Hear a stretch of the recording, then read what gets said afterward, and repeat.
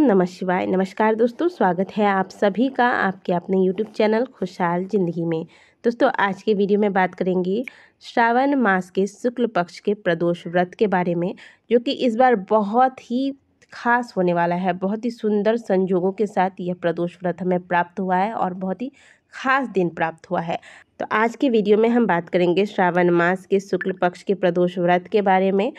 प्रदोष की तिथि का प्रारंभ कब हो रहा है, समापन कब होगा, व्रत किस दिन किया जाएगा तथा क्या खास उपाय करके भक्त महादेव की कृपा प्राप्त कर सकते हैं तथा जीवन में चल रही समस्याओं का समाधान प्राप्त कर सकते हैं।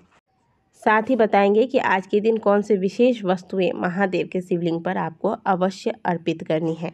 दोस्तों, एकादशी की तरह ही प्रदोष व्रत ही भी प्रत्येक महीने के दोनों ही पक्ष, कृष्ण पक्ष और शुक्ल पक्ष की त्रयोदशी तिथि पर रखा जाता है। प्रत्येक महीने में 2 प्रदोष व्रत होते हैं। श्रावण मास के शुक्ल पक्ष की प्रदोष का प्रारंभ 28 अगस्त दिन सोमवार शाम 6:48 पर हो जाएगा और इस तिथि का समापन अगले दिन यानी कि 29 अगस्त दिन मंगलवार को दोपहर 2:47 पर होगा। और क्योंकि प्रदोष के व्रत में त्रयोदशी तिथि के अंतर्गत प्रदोष काल में यानी कि जब दिन और रात का मिलन हो रहा हो, जब सूर्यास्त हो रहा हो और चंद्रोदय हो रहा हो, उस समय को प्रदोष काल कहा जाता है। और ऐसे तो त्रयोदशी तिथि के अंतर्गत जब आपको प्रदोष काल की प्राप्ति होती है, उसी दिन यह व्रत रखा जाता है और उसी दिन महादेव की पूजा आराधना करके अलग अलग प्रकार के उपायों द्वारा महादेव को प्रसन्न किया जाता है। तो 28 अगस्त को सोमवार के दिन शाम 6:48 पर त्रयोदशी तिथि प्रारंभ हो रहा है और इसी दिन हमें प्रदोष काल त्रयोदशी तिथि के अंतर्गत प्राप्त हो जाएगा। अगले दिन दोपहर को ही त्रयोदशी तिथि समाप्त हो जाएगी। इसीलिए सोमवार के दिन यानी कि 28 अगस्त को ही यह व्रत रखा जाएगा और इसी दिन श्रावण मास का 8वां सोमवार और अंतिम सोमवार भी हमें प्राप्त हो रहा है। तो आप समझ गए होंगे कि इस बार का जो प्रदोष है वह सोम प्रदोष है, जो कि सभी प्रदोष के व्रतों में श्रेष्ठ है। अलग अलग दिन पड़ने वाले प्रदोष को अलग अलग नामों से जाना जाता है। इनमें सबसे श्रेष्ठ प्रदोष सोम प्रदोष का माना गया है, क्योंकि सोमवार का दिन, प्रदोष का समय और त्रयोदशी तिथि ये तीनों ही महादेव को अत्यंत ही प्रिय हैं।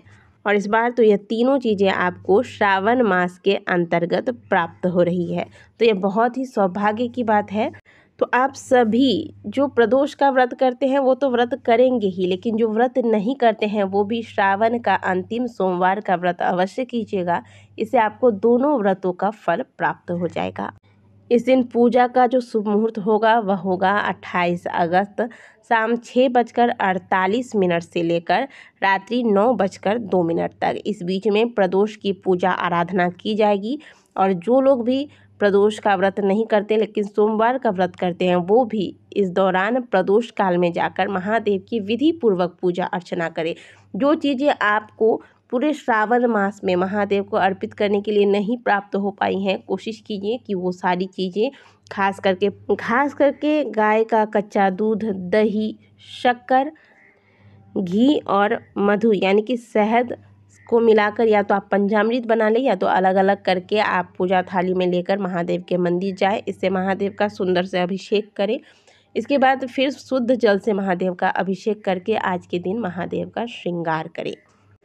पूजा विधि बिल्कुल वही रहेगी जो कि हम आपको अक्सर बताते हैं। प्रातःकाल जल्दी उठिए, स्नान इत्यादि क्रियाओं से निवृत्त होकर प्रातःकाल जो लोग व्रत करेंगे वह महादेव के शिवलिंग पर जलाभिषेक करके व्रत का संकल्प ले लें। इसके बाद महादेव की विधि पूर्वक पूजा अर्चना करें। दिन भर भगवान के नामों का स्मरण करें। जो भी कार्य करें मन ही मन शिव का चिंतन बना रहे। दिन में आप एक समय फलाहार ले लें। इसके बाद शाम को प्रदोष काल में स्नान करने के बाद शुद्ध वस्त्र धारण करके महादेव के मंदिर में जाकर विधि पूर्वक सभी सामग्रियां जुटाकर लेकर मंदिर जाएं और महादेव की पूजा अर्चना करें। शाम को महादेव के शिवलिंग के समक्ष बैठकर शिव तांडव स्तोत्र या फिर शिव पंचाक्षर स्तोत्र का पाठ करें और धूप दीप दिखाकर महादेव की आरती करें। इस विधि से आपको पूजन करनी है। अब बात करते हैं विशेष उपाय की। यदि आपका कोई कार्य है जो बन नहीं रहा है, आपने बहुत लोगों के पास जाकर बहुत लोगों के पास चक्कर लगा लिए, बहुत लोगों के पास अपना दुखड़ा रो लिया, लेकिन कोई आपके कार्य नहीं आ रहा है। तो ऐसी स्थिति में जब जीवन में बहुत विषम परिस्थिति आ जाए, जब आपके हाथ में कुछ न रहे, तो अपना सब कुछ महादेव के चरणों में आपको सौंप कर इस उपाय को कर लेना चाहिए। बिल्कुल विश्वास के साथ इस उपाय को कीजिएगा। करना क्या है, आपको प्रत्येक प्रदोष को प्रदोष काल में आपको यह उपाय करना है। 1 लोटा जल ले लीजिएगा, 1 बेलपत्री, 1 समी का पत्र और 1 पीला कणेल का पुष्प ले लीजिएगा, ठीक है। और बाकी चीज़ें अगर आप चाहें तो रख सकते हैं, लेकिन इस उपाय के लिए मात्र इन 3 चीज़ों की आपको आवश्यकता होगी। बेलपत्री, समी पत्र और कणेल का पुष्प, साथ में 1 लोटा जल लेकर महादेव के मंदिर में प्रदोष काल को पहुंच जाएं। मंदिर जाते वक्त कोशिश करें कि पैरों में आप जूते चप्पल ना लगाएं, नंगे पांव मंदिर जाएं। ओम नमः शिवाय का उच्चारण करते हुए मन ही मन मंदिर जाएं। महादेव के दर्शन करने के बाद सबसे पहले जलाभिषेक करें। श्री शिवाय नमस्तुभ्यम बोलते हुए जलाभिषेक करें। फिर जो बेलपत्री लेकर गए हैं वह बेलपत्री महादेव के शिवलिंग पर समर्पित करें। डंडी वाला हिस्सा जो है वह जलाधारी की ओर होगा और पत्ती जो है वह आपकी ओर होगा। इस प्रकार से आपको खड़े होकर बेलपत्री चढ़ानी है।